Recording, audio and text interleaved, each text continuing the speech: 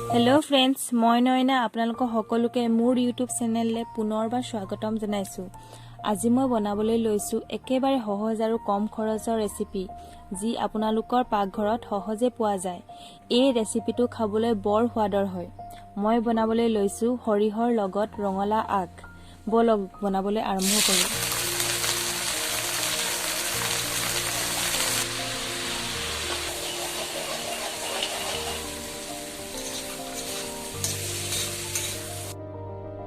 प्रथमे मैं रंगला आग बजाৰৰ পৰা কিনি আনিছো। যিহেতু বাৰীত নাই, আপোনালোকে যদি বাৰীত আছে তেনেহলে আপোনালোকে গছৰ পৰা ভাল ভাল আগ কাটি লব। প্ৰথমে মই ডাণ্ডা কিডাল এডাল এডালকে কাটি লম। তাৰ পিছত ডাণ্ডাৰ পৰা চুজ গুছাম।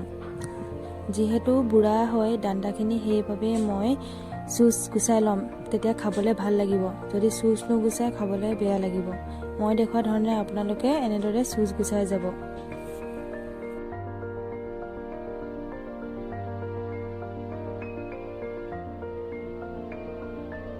এতিয়া মোৰ চুজ গুছোৱা হৈ গ'ল।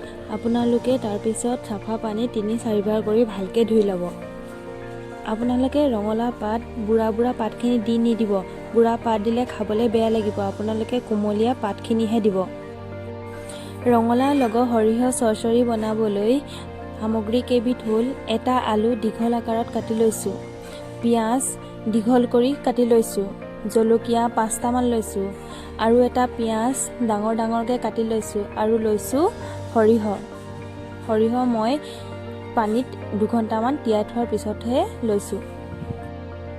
প্ৰথমে আপোনালোকে মিক্সাৰ বাটিতে সৰিয়হ, পিঁয়াজ, জলকীয়া দি মিক্সিত মাৰি ল'ব।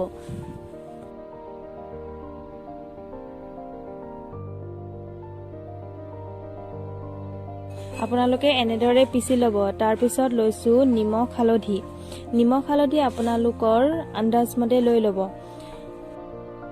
আৰু এটা বিলাহী দীঘল দীঘলকৈ কাটি লৈছোঁ। যদি বিলাহী দিয়া হয় তেতিয়া চৰচৰিখিনি খাবলৈ বৰ সোৱাদ হয়। প্ৰথমে মই গেছটো অন কৰি কেৰাহীখন বহাই ল'ম। কেৰাহীখন গৰম হোৱাৰ লগে লগে মিঠাতেল দি দিছোঁ। মিঠাতেল মই অলপ সৰহকৈ দিছোঁ। তাৰ পিছত মিঠাতেল গৰম হোৱাৰ লগে লগে পিঁয়াজখিনি দি দিছোঁ। পিঁয়াজখিনি গলাৰ লগে লগে মই ৰঙলা আগ আৰু আলুখিনি দি দিছোঁ। তাৰপিছত ভালদৰে হেতাখন চাৰিওৰানে লৰাই দিছোঁ। ইয়াৰ লগে লগে মই নিমখ হালধি দি দিম। নিমখ হালধি আপোনালোকৰ সোৱাদ অনুযায়ী দি দিব। আৰু চব্জিখিনি কালাৰ উঠিবৰ বাবে মই কাশ্মীৰ ৰেড চিলি পাউডাৰটো দি দিছোঁ। এইটো অপচনেল হয়, আপোনালোকে যদি দিব বিচাৰে দিব পাৰে। ভালদৰে লৰাই দিয়াৰ পিছত আপোনালোকে ঢাকনখনেৰে ঢাকি 2-3 মিনিটমান সিজিবলৈ দিব।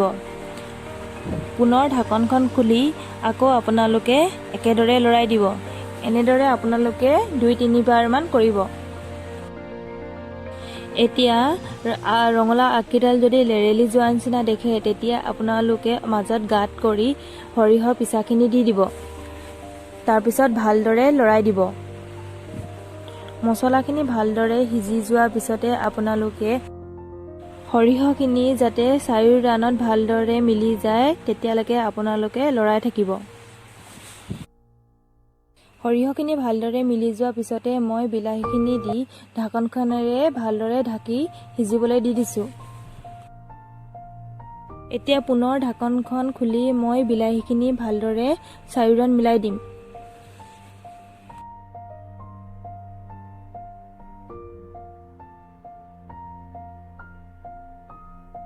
এতিয়া মই পুনৰ ঢাকনখনেৰে ঢাকি দিছোঁ। পুনৰ ঢাকন খুলি আকৌ ভালদৰে লৰাই দিছোঁ। আহা গোন্ধ কি ধুনীয়া আহিছে। খাবলৈ যে কিমান টেষ্টি হ'ব। আপোনালোকে বনাই চাবচোন এনেদৰে।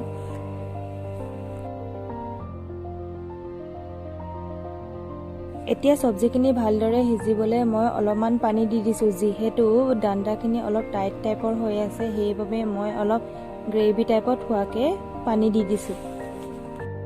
এতিয়া মই ভালদৰে লৰাই ঢাকনখনেৰে 5 মিনিটমান সিজিবলৈ ঢাকি দিম। তাৰ পিছত মই কেৰাহীৰ পৰা নমাই ল'ম। এয়া সৰিয়হ চব্জি ৰেডি হৈ গ'ল। এতিয়া মই কেৰাহীৰ পৰা গৰমে গৰমে বাতিত এটাত নমাই লৈছোঁ।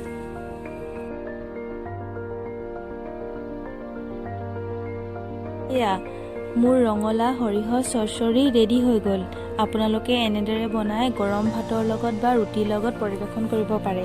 আপোনালোকে যদি মোৰ ভিডিঅ'টো চাই ভাল পাইছে তেনেহ'লে লাইক, কমেণ্ট, শ্বেয়াৰ আৰু ছাবস্ক্ৰাইব কৰিবলৈ একেবাৰে নাপাহৰিব। আৰু কাষতে থকা বেল আইকনটো প্ৰেছ কৰি দিব যাতে মোৰ আহিবলগীয়া নতুন ভিডিঅ'বোৰ পোনপ্ৰথমে আপোনালোকৰ ওচৰত পাই থাকে। আৰু মোৰ ভিডিঅ'টো চোৱাৰ বাবে অশেষ ধন্যবাদ।